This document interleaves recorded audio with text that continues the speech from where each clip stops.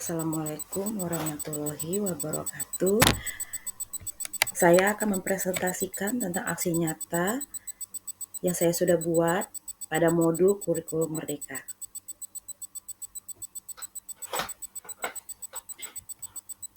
Perkenalkan, nama saya Helika Puspita SPD. Saya adalah guru SD di SDN Cawang 12, Kecamatan Keramat Jati, Jakarta Timur. Mengapa kurikulum harus berubah? Apa itu kurikulum? Kurikulum adalah seperangkat rencana dan pengetahuan mengenai tujuan, isi, bahan pembelajaran serta cara yang digunakan sebagai pedoman penyelenggaraan pembelajaran untuk mencapai tujuan pendidikan tertentu, yang mana pengertian kurikulum ini terdapat dalam Undang-Undang Sisdiknas Nomor 20 Tahun 2003.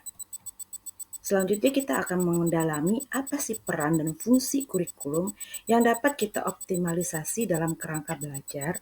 Yang pertama adalah dapat mewariskan nilai dan budaya masyarakat yang relevan pada masa kini.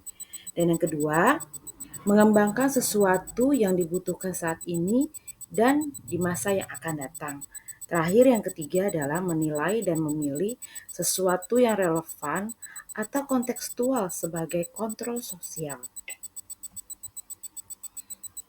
Kurikulum itu perlu disesuaikan dengan kebutuhan satuan pendidikan.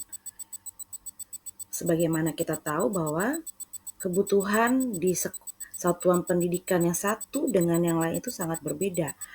Kebutuhan satuan pendidikan di kota besar dengan di kota yang lebih kecil atau di desa itu sangat berbeda, baik dari lingkungan dan konten yang didapatkan. Oleh karena itu, pengembangan kurikulum diperlukan di setiap satuan pendidikan. Jadi, kurikulum yang baik itu adalah kurikulum yang bersifat dinamis atau dapat terus dikembangkan dan diadaptasi sesuai dengan konteks dan karakteristik murid demi membangun kompetensi yang sesuai dengan kebutuhan di masa kini dan di masa yang akan datang atau masa depan. Jadi dapat disimpulkan bahwa kurikulum yang baik adalah kurikulum yang sesuai dengan zamannya. Jadi harus mengikuti dengan perkembangan zaman yang ada pada saat ini. Mengapa kurikulum harus dirubah? Mengapa kurikulum harus berubah? Yang pertama adalah agar relevan dengan perkembangan zaman. Kurikulum di zaman dahulu sudah tidak relevan lagi di zaman sekarang ini, karena di zaman sekarang ini adalah zaman era digitalisasi, segala sesuatunya sudah berbau teknologi komunikasi. Jadi menantang kita untuk merubah kurikulum yang lama menjadi yang lebih relevan dengan zaman sekarang ini. Yang kedua adalah agar dapat memenuhi kebutuhan siswa dalam belajar. Yang ketiga, agar dapat menyiapkan generasi bangsa yang visioner. Terakhir adalah yang keempat, membantu siswa untuk menghadapi dunia yang penuh dengan tantangan. Jadi, dalam perkembangan zaman, kurikulum itu berubah agar siswa dapat menghadapi tantangan di zaman yang saat ini atau di masa yang akan datang mereka hadapi. Apa itu kurikulum merdeka?